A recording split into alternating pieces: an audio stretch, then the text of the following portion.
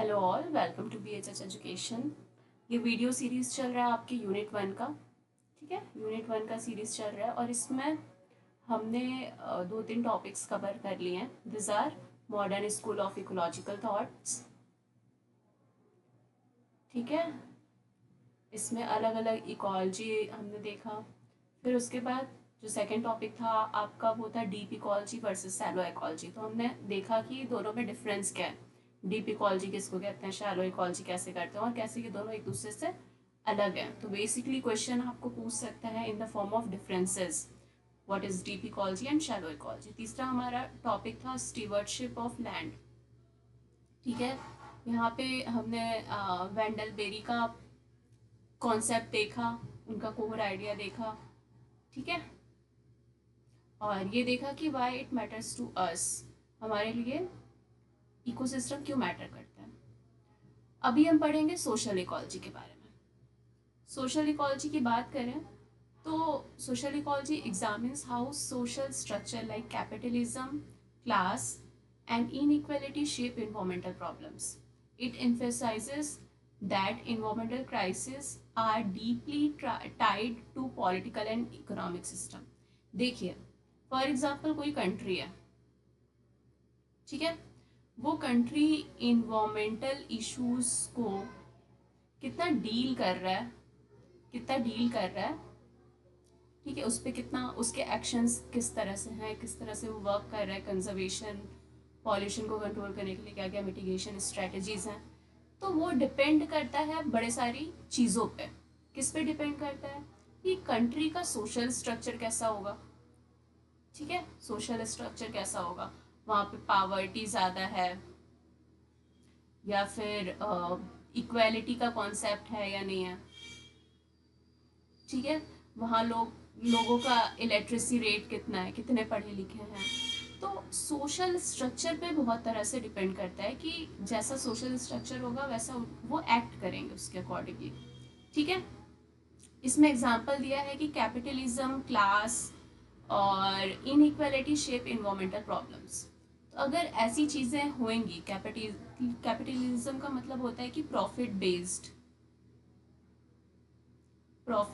Approach होता है humans का टूवर्ड्स एवरीथिंग, कि जहाँ से उनको ज़्यादा प्रॉफिट मिलेगा वो चीज़ें करेंगे। Either it is good for environment और बैड फॉर इन्वायरमेंट, उनको मतलब नहीं है। तो कैपिटलिज्म का कॉन्सेप्ट है कि क्लास है, लोअर क्लास है, अपर क्लास है, मतलब किस तरह की क्लास है, फाइनेंशियल स्टेटस कैसे है, वो सब अलग अलग सोशल स्टेटस के according different environmental problems rise करती हैं। सिमिलरली जब आप इन्वायरमेंटल प्रॉब्लम्स को डील करना चाहोगे तो भी ये चीज़ें उतनी ही इम्पॉर्टेंट हो जाती हैं। ठीक है, तो there is a huge connection between the environmental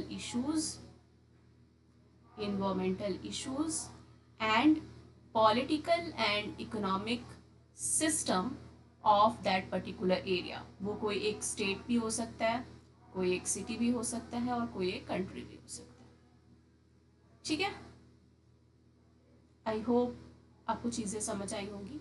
तो सिंपली जो डेफिनेशन है वो यही है कि सोशल इकोलॉजी क्या एग्जामिन करता है कि how social structures like capitalism, class और इनइक्वालिटी शेप्स इन्वायरमेंटल प्रॉब्लम्स, और स्पेशली ये फोकस करता है, एम्फोसाइज करता है इन्वायरमेंटल क्राइसिस को deeply tied to political and economic system. ठीक है, इन्वायरमेंटल क्राइसिस को पे फोकस करता है जो कि ज़्यादातर पॉलिटिकल और इकोनॉमिक सिस्टम से जुड़े हुए हैं। तो this is called social ecology. इसमें अलग अलग की थिंकर्स हैं, मूरे बुकचिन, ठीक है, इनके अकॉर्डिंग ये बेसिकली फाउंडर हैं सोशल इकोलॉजी के। इन्होंने एम्फेसाइज किया लिंक बिटवीन सोशल डोमिनेशन और इकोलॉजिकल डिग्रेडेशन। ठीक है, तो ये फर्स्ट थे जिन्होंने ये कॉन्सेप्ट दिया कि अगर सोशल डोमिनेंस जिसका होगा वो वही उतना ज़्यादा इकोलॉजिकल डिग्रेडेशन के लिए रिस्पॉन्सिबल होगा। ठीक है, इकोलॉजिकल डिग्रेडेशन के लिए उतना ज़्यादा रिस्पॉन्सिबल होगा। आपने एक स्टोरी सुनी होगी बिश्नोई समाज की, ठीक है, एक्चुअली क्या था, ये जोधपुर की कम्युनिटी थी। तो वहाँ के जो राजा थे उन्होंने कुछ ऐलान किया जंगल काटने का, बहुत सारे पेड़ काटने का। तो बिश्नोई कमिटी के लोग जो थे वो लोग बहुत क्रिटिसाइज किए हैं, अपोज किए हैं, प्रोटेस्ट किए हैं। ठीक है। और पेड़ों को पकड़ करके आपने अमृता देवी बिश्नोई का नाम सुना होगा। अमृता देवी बिश्नोई। ठीक है। तो ये वो लेडी थी जिन्होंने सेक्रीफाइस किया अपना life to save trees of their area, क्योंकि वो एक डिजर्ट एरिया है, वहाँ पे पेड़ों की बहुत इंपॉर्टेंस है, और उसको वो अपने नेचर से कनेक्ट करके देखते हैं। ठीक है, अपने नेचर से, अपने कल्चर से जोड़ करके देखते हैं, उसकी पूजा करते हैं। तो वो एक रिलेशन था जिसके वजह से इन्होंने कंजर्व करने का स्टेप लिया। ठीक है। और उसमें इनकी जान भी गई।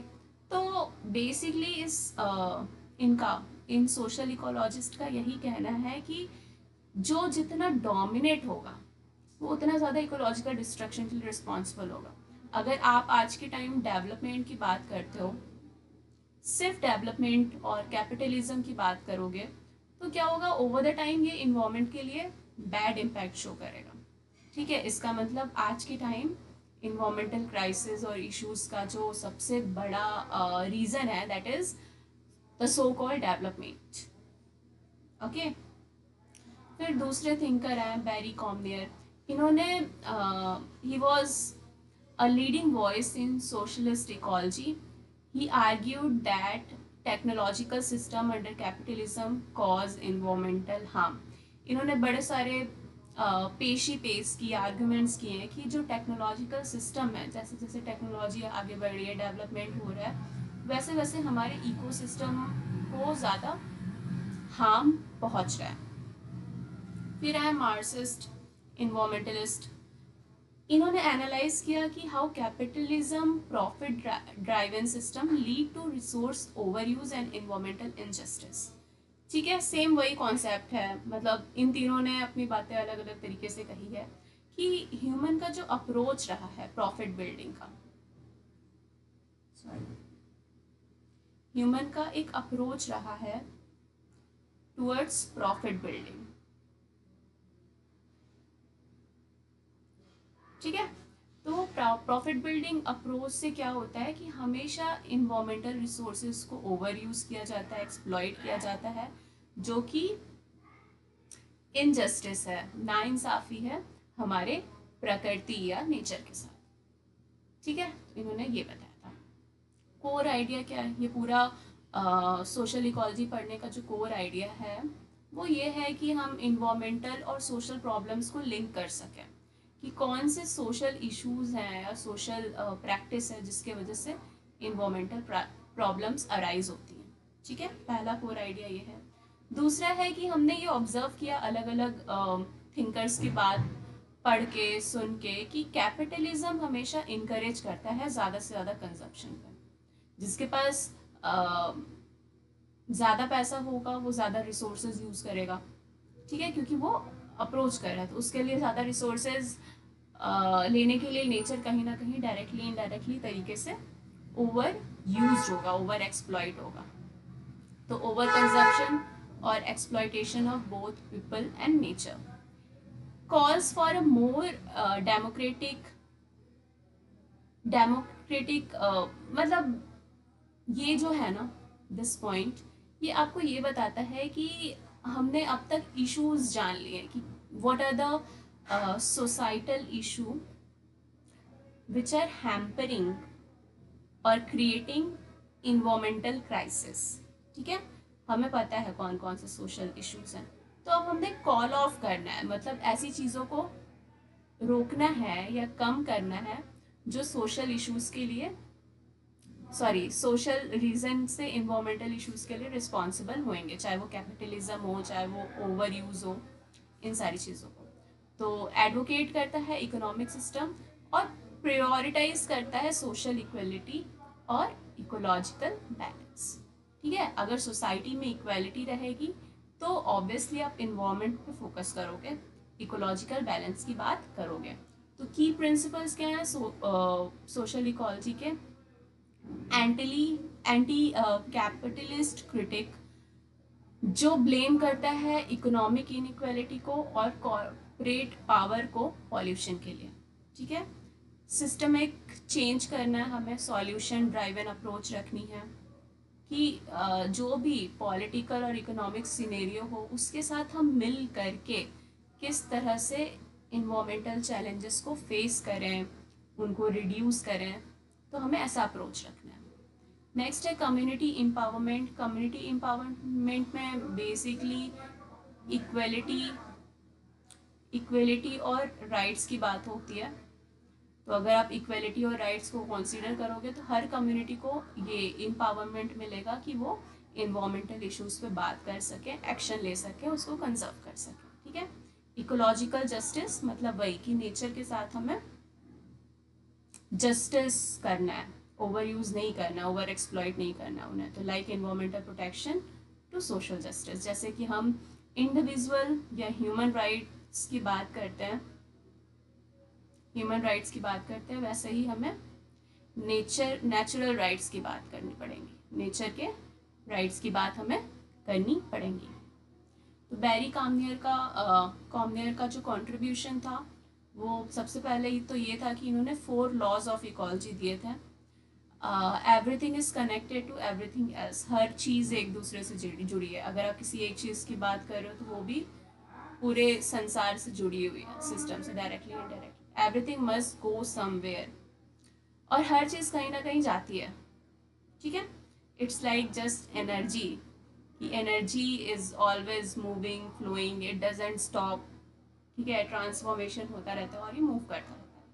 तो इन्होंने आर्ग्यूमेंट्स पेश किए थे, technological change under capitalism, not population growth is the main driver of environmental decline. इन्होंने बेसिकली ये बताया था कि जो भी टेक्नोलॉजिकल चेंज हो रहा है और कैपिटलिज्म पूंजीवाद को यूज़ कर रहे हैं जो भी लोग, या टेक्नोलॉजी को यूज़ कर रहे हैं पूंजीवाद समाज, तो वो हमारे लिए इशू है। हमारा पॉपुलेशन बढ़ना इशू नहीं है एनवायरमेंट के लिए, इनका ये मानना था।